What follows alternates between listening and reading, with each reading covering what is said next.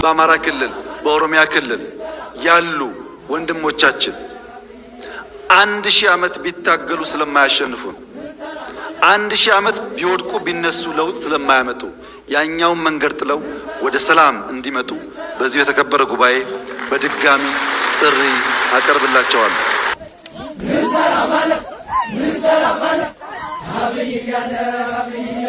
ምን ሰላም አለ አብይ እያለ የሚለው ግጥም አይደለም፣ ቃና ያለው ቃል ስለሆነ የሚነገርም አይደለም። ከእነዚህ ጆሮ ገብ ሐረጋት ውስጥ ጎምዛዛ ሐቅ አለ።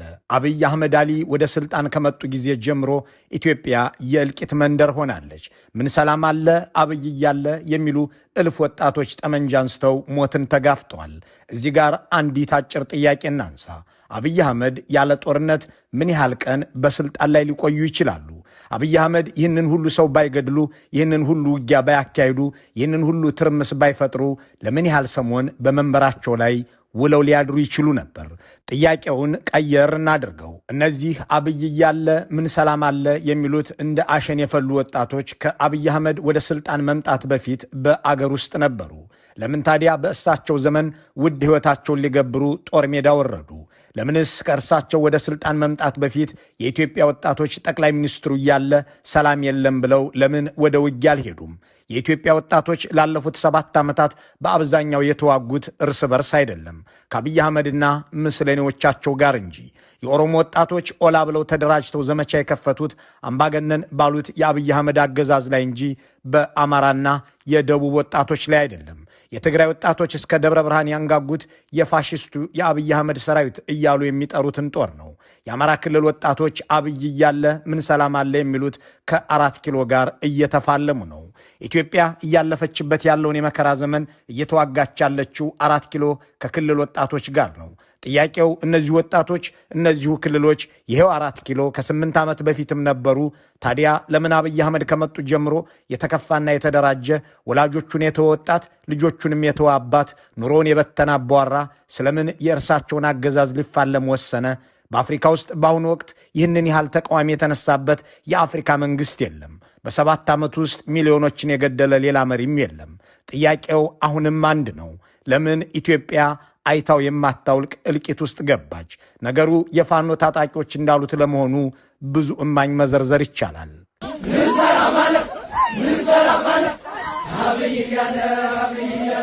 አብይ እያለ ምን ሰላም አለ ማለት ጠቅላይ ሚኒስትሩ ይሁነኝ ብለው ጦርነት ይፈጥራሉ፣ በህዝብ መካከል ግጭትን ይቀሰቅሳሉ፣ አንዱን ህዝብ በሌላው ላይ ያስነሳሉ፣ አንድን ዞን በሌላው ላይ አትነሳም ወይ ይላሉ ማለት ነው። በመቶ ሺዎች እንተላለቃለን፣ 10 ቢሊዮን መድቤ እዋጋለሁ፣ ጦርነትን ለ20 ዓመትን ማራዘም እችላለሁ፣ 1 ሚሊዮን ወጣቶች አሰማርቼ መዋጋትም እችላለሁ እያሉ የተናገሩት በድብቅ አይደለም፣ በቀጥታ ስርጭት፣ ለዚያውም በቴሌቪዥንና በፓርላማ ነው። አንዱን ህዝብ ወዳጅ ሌላውን ጠላት አድርገው የተናገሩትን ቀርጸው አሰራጭተዋል። አንዱን ሃይማኖት በሌላው ላይ ለማዝመት ብዙ ጥረዋል፣ ተናግረዋል። ጸብን የሚዘሩት በአማራና በትግራይ ህዝብ፣ በኦሮሞና የአማራ ህዝብ፣ በኦሮሞና የሶማሌ ህዝብ፣ በሶማሌና የአፋር ህዝብ መካከል እንዲሁም በመተከል ነዋሪዎች መካከል ብቻ አይደለም። ጥርጣሬን የሚቀሰቅሱት ድሬዳዋ በህገ መንግስቱ የኦሮሞ ነች እያሉ በድሬዳዋ ነዋሪዎች መካከል ብቻ አይደለም። አዲስ አበባ ውስጥ ኦሮሞ ጠላ ኃይሎች ብዙ ናቸው እያሉ በመዲናዋ ዜጎች መካከል መጠራጠር ፈጥረውን ብቻ አልበቃቸውም። ወለጋ ቢገድለኝ ጅማ ይበቀልልኛል፣ የለገጣፉ ኦሮሞ መንግስት የተነካ ብሎ ወደ አዲስ አበባ እየተመመ ነው፣ ጎንደርን ሳለማ ጎጃም ከለከለኝ እያሉ የተናገሩ ሰው በእርግጥም እሳቸው እያሉ ሰላም አይኖርም የሚለውን የሚያስማማ ያደርገዋል። በእርግጥም ትውልዱ ዱር ቤቴ ብሎ በሰማይ የሚመጡትን የእርሳቸውን ድሮኖች፣ በምድር የሚዘምቱትን የእርሳቸውን ታንኮች ሊጋፈጥ ሲወስን እሳቸው እያሉ ሰላም እንደማይሰጡ ታውቆ ነው የሚለው አከራካሪ አይሆንም። እናም አብይ እያለ ምን ሰላም አለ የሚለው ተራ መፈክር አሊያም አልፎ ያጅ የቃላት ድርድር አይደለም የሚለው ብዙ ገጽ የሚያስጽፍ ብዙ ማስረጃ የሚያስመዝዝ ድንቅ መልእክት የሚሆነው በዚሁ ምክንያት ነው። አብይ እያለ ምን ሰላም አለ ድንቅ ድምዳሜ ይሆናል።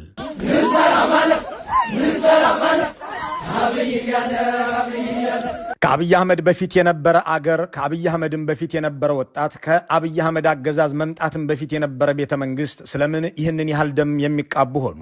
ለምን ይሄው ወጣት በ2010 እና በ2009 አሊያም በ2008 እና በ2004 ጠመንጃ አንስቶ አልሸፈተም? የራሱ የመከላከያ አባላትስ እየከዱት ቲዲኤፍን ፋኖንና ኦላን ሲቀላቀሉ ከዚያ በፊት ይህ ለምን አልሆነም? እነዚህን ጥያቄዎች እናቆያቸው። ግን ለምን የኢትዮጵያ ወጣቶች አብይ እስካሉ ድረስ ሰላም እንደማይኖራቸው ተገነዘቡ? ያ በገፍና በሰልፍ ወጥቶ አብይ ሺህ ዓመት ንገስ ያላቸው ወጣት ስለምንስ በዚህ ደረጃ ተስፋ ቆርጦ አንተ ያለህ ሰላም የለኝም ብሎ ጦር መዘዘባቸው? የመጀመሪያው ቁም ነገር አብይ አህመድ እስካሉ ድረስ ኢትዮጵያና ዜጎቿ ሕይወትም ሰላም የማይኖራቸውም በሚለው ጉዳይ መስማማት ነውና በዚህ ግራ የሚጋባ ሰው የለም። በትክክል አብይ አህመድ እስካሉ ድረስ ቃል በገቡት ልክ 10 ቢሊዮን ዶላር መድበው የሚዋጉ 20 ዓመት ሙሉ ጦርነትን ማድረግ የሚፈልጉ እስላምና ክርስቲያንን በሃይማኖት ሌላውን ሕዝብ በርስትና በአውራጃ እያጋጩ መኖርን ስልት ያደረጉ መሆናቸውን መገንዘብ አንድ ትልቅ እድገትም ፖለቲካዊ ለውጥም ይሆናል። እንዲያም ሆኖ አብይ አህመድ በቀሰቀሱት ልክ የጎንዮሽ መተላለቅ አልተፈጸመም። ጠቅላይ ሚኒስትሩና ያሰማሯቸው ሰዎች ህዝብ እርስ በርሱ እንዲገዳደል ጥረዋል፣ ጠርተዋል። አብይ አህመድ የኦሮሞን ህዝብ ተነስ መንግስትህን አድን ብለው የእሳቸውን አገዛዝ ለሚገዘግዙት የኦሮሞ ህዝብ ጠብ ያደረገው ነገር ያለ ይመስል እንዲከላከል ሲቀሰቅሱት ተደምጠዋል። ጄኔራሎቻቸው ወጥተህ አማራን ግደል ብለው ሲቀሰቅሱ ተሰምተዋል።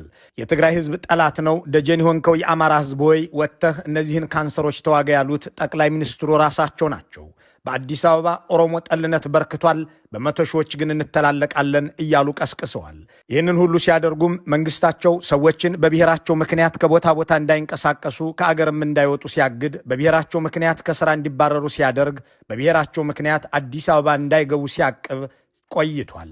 ይህንን ሁሉ አድርገውም ኢትዮጵያን አኬልዳም አድርገዋትም ሚሊዮኖችን ገድለውም አሁንም መዝሙራቸው አንድ ነው።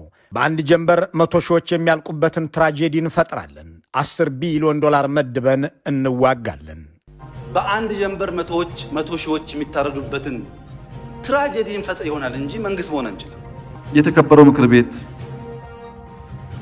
እንዲገነዘብ የምፈልገው የኢትዮጵያ ህዝብ እንዲገነዘብ የምፈልገው ኢትዮጵያ ውስጥ 10 ዓመት 20 ዓመት ውጊያ ማስቀጠል ይቻላል። ምንም ችግር የለም።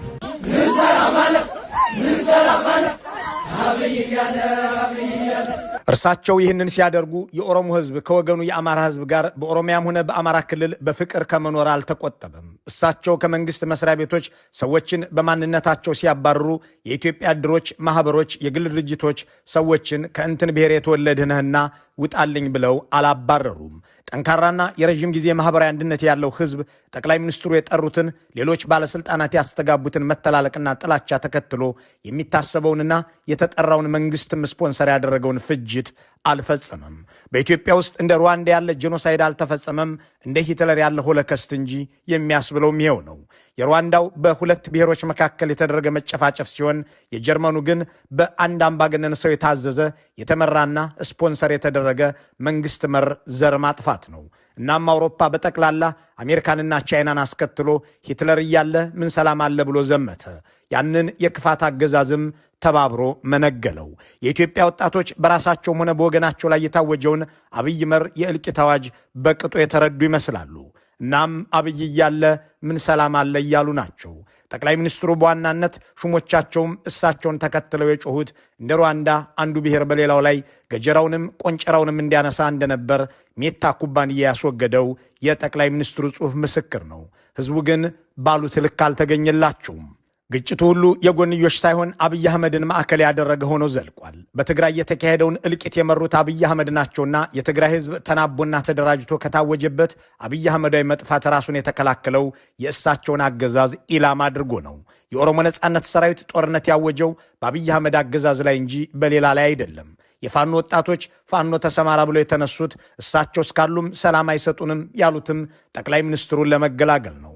ባሳለፍነው ሰኞ የወጣው የኦሮሞ ነጻነት ሰራዊት መግለጫ ይህንኑ አብይ እያለ ምን ሰላም አለ የሚለውን መልእክት የሚያስረግጥ ሆኖ ተሰራጭቷል። አብይ አህመድ በሰሜን የራሱን ጦርነት ከመጀመሩ በፊት በመካከለኛው ምስራቅ የሚገኙ ደጋፊዎችን አቋም እየገመገመ ባለበት በዚህ ወቅት በሚቀጥሉት ሳምንታትና ወራት ውስጥ ተከታታይ የሆኑና ለግጭት የሚዳርጉ ካርዶችን ለመጠቀም ተዘጋጅቷል የሚለው መግለጫው የኦሮሞ አማራ ግጭትን ለመቀስቀስ በማሰብ አዲስ አበባን ወደ ኦሮሚያ የመጠቅለል እድል እንዳለ ፍንጭ መስጠት እቅድ አለው። መካከለኛ ደረጃ ላይ ያሉ ካድሬዎች ለረቂቅ አዋጅ መሰረት የሚሆን ሰነድ እንዲያዘጋጁ ቀድሞውኑ ታዘዋል ሲል ጠቅሷል። ይህንን ያስተዋለ አንድ ኢትዮጵያዊ አብይ እያለ ምን ሰላም አለ የሚል ህዝበ ዝማሬ ቢያሰማ ስህተቱ ምኑ ላይ ነው?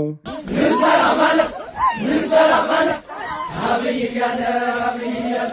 በእርግጥ በፖለቲካ ዑደቱ ይህንን ማወቅ አንድ የቤት ሥራ እንደተከናወነ እንዲቆጠር የሚያደርግ መሆኑ የሚያስማማ ነው። እናም አብይ አህመድ እስካሉ ድረስ ሰላም አይሰጡንም ያሉት ፋኖች ከኦሮሞ ነጻነት ሰራዊት ጋር አይዋጉም፣ ከቲዲኤፍ ጋር ጦር አይማዘዙም። የአፋር ወጣቶች ጸረ አብይ ነፍጥ ሲያነሱ ትግራይ ላይ ወይም ሶማሌ ክልል ላይ ለመተኮስ አይደለም። ቤኒሻንጉሎች ኢላማቸው በነ አስራት ዲነሮ የሚመራ የነበረው የአብይ ሰራዊት እንደነበር ይታወሳል። ጥያቄው በድጋሚ ይነሳ። አብይ አህመድ እያሉ በእርግጥ ሰላም ይኖራልን? ባለፉት 8 ዓመታት ስንት መቅረት የሚችሉ ግጭቶች እልቂት አዋለዱ? ስንት መቀጠል የሚገባቸው የፍቅር ገመዶች ተበጣጠሱ? ስንት የተስፋ ቁማዳዎች ተዘነጣጠሉ? በእርግጥ እነዚህ ሁሉ መንግስት መር ወረራዎችና እልቂቶች አብይ አህመድ ጠቅላይ ሚኒስትሩ ባይሆኑ ኖሮ ይከሰቱ ነበርን? ታዲያ የፋኖ ወጣቶች አብይ እያለ ምን ሰላም አለ ሲሉ ምኑ ጋር ሳቱ? አብይ አህመድ አንድን ህዝብ በሌላው ላይ እንዲነሳ በብዙ ቀስቅሰው አልሳካ ሲላቸው እሳቸው ጦር ያዘምቱበታል። ለመጀመሪያ ጊዜ ሶማሌ ክልልን ወርረው ቤተ ክርስቲያናትን አቃጥለው የክልሉን ወጣቶች ገድለው አንድ ሙስጠፋ የተባሉ ምስለኔያቸውን ካስቀመጡ በኋላ በእያንዳንዱ ክልል አስቀጠሉት። የወላይታን ሰዎች ነፍሰ ጡሮችን ሳይቀር በሶዶ ከተማ ገደሉ። የሲዳማን ወጣቶች ታንክ ነዱባቸው። ለዚህም እንደ መልካም ነገር እንደ ጥሩ ተሞክሮ ሶማሌ የሆነው ደቡብም ይሆናል እያሉ ይዝቱ ነበር። ከህጋዊ መንገድ ውጪ ምንም አይነት ሙከራ ቢደረግ ሶማሌ እንደሆነው ደቡብም ይሆናል። በደቦ በጩኸት የሚፈጠር ነገር ከእንግዲህ በኋላ ማስተናገድ ትዕግስታችን አልቋል። በሶማሌ የሆነው በደቡብም ይሆናል ያሉት አብያተ ክርስቲያናትን ያቃጠሉበትን፣ ወጣቶችን የረሸኑበትን፣ 100 ሺዎችን ያፈናቀሉበትን ትራጀዲ ነው። ከዚያም የምዕራብ ኦሮሚያን እርቂት ቀጠሉ። የትግራይን ፍጅት አስፋፉ። ሶማሌና አፋርን በሙስጠፋና አወል እየተመራ እንዲጨፋጨፍ አደረጉት። የአማራ ክልልን ህዝብ የድሮንና የእሳት ራት ሊያደርጉትም ቀጠሉ። ታዲያ በዚህ ሁሉ ክልል እንዲህ ያለ መንግስት ወለድና መንግስት መር እልቂት ሲፈጠር ያለ ጠቅላይ ሚኒስትር አብይ ዕቅድና እውቅና ነውን? እንዲህ እያደረጉ የቀጠሉትን ጠቅላይ ሚኒስትር ለመፋለም የቆረጡ ሰዎች በእርግጥ እሳቸው እያሉ ሰላም አይኖርም ብለው መዘመራቸውስ መሳት ነውን? ለመሆኑ ግን የአብይ አህመድን ያህል የአገር ወጣቶች ታጥቀው የሚፋለሙት በአንድ ህይወታቸው ቆርጠው የሚዋጉት ሌላ የአፍሪካ መንግስት አለ ወይ? በትግራይ በአማራና ኦሮሚያ ክልሎች በአብይ አህመድ ላይ የተነሳው ተዋጊ ኃይል ቢደመር የአንድ 3-4 ሀገራት አፍሪካዊ ቁጥር አይሆንምን? ጠቅላይ ሚኒስትሩ ያላቀዱትና ያላዛዙት ካልሆነ በቀር እኒያ ንግግር የፊርማ ነው የሚሉት ሰው ያሰማሩትም ካልሆነ በቀር ጅጅጋም፣ ወለጋም፣ ምዕራብ ጎጃምም አክሱምም እንዴት መንግስታዊ ጭፍጨፋ ሊካሄድ ይችላል? ይህንን ያስተዋሉ የዘመኑ ወጣቶች አብይ እያለ ምን ሰላም አለ ሲሉስ ከሞያሌ እስከ መቀሌ ከወለጋ እስከ ወልዲያ ድረስ ሰላም ያጣነው በእኒህ ሰውዬ ምክንያት ነው እያሉ እየተስማሙ አይደለምን? አንድ ጥንቅቅ ያለ እውነት ደግሞ አለ። ይህ የብልጽግና ጦር 7 ዓመት ተዋግቶም አንድም ጦርነት አላሸነፈም። ደግሞም ስሙን ከኢትዮጵያ መከላከያነት ወደ አብይ አህመድ ሰራዊትነት የቀየረ ነው። የኤርትራው ፕሬዝዳንት ኢሳያስ አፈወርቂ አምባገነኑን የአብይ አህመድ ሰራዊት ለመደገፍ ሲል በትግራይ ክልል ላይ ጦርነት መክፈቱን የትግራይ ክልል ርዕሰ መስተዳድር ዶክተር ደብረጽዮን ገብረ ሚካኤል አስታወቁ። የኢትዮጵያ መከላከያ ሰራዊት የአንድ እብድ ግለሰብ አገልጋይም ወንበር ጠባቂ መሆን አልነበረበትም። የህዝብ ጠባቂ መሆን ሲገባው የአንድ አብይ አህመድ የሚባል ደካማ ግለሰብ ወንበርን ለመጠበቅ ዋጋ እየከፈለ በየሜዳው እየተማረከ በየሜዳው እየተዝረከረከ ያለ ከንቱ ሰራዊት የተሸከመውን መሳሪያ በየቀኑ ለፋኖም ለሌላውም ተዋጊ ኃይል እያስታጠቀ ያለ ሰራዊት ነው። ለወትሮው የኢትዮጵያ መከላከያ ሰራዊት በመባል ይጠራ የነበረው የብልጽግና ጦር ከመባልም አንሶ የአብይ አህመድ ሰራዊት እየተባለ የሚጠራ መሆኑ አሁን የአደባባይ እውነት ሆኗል። በየአካባቢው ውጣልኝ የሚባል ሰራዊት፣ በአገሪቱ ወጣቶች ውጊያ የተገጠመ ሰራዊት፣ በአጠቃላይ የአንድ ግለሰብ የስልጣን ዘበኛ መሆኑ የሚካድ መሆን አልቻለም። ለየትኛውም ሰራዊት ፖለቲካዊ ምክንያት መሰረታዊ እንደሆነ በጦር ኢንዶክትሪኔሽን ላይ የጻፉና ያነበቡ ሰዎች ይናገራሉ።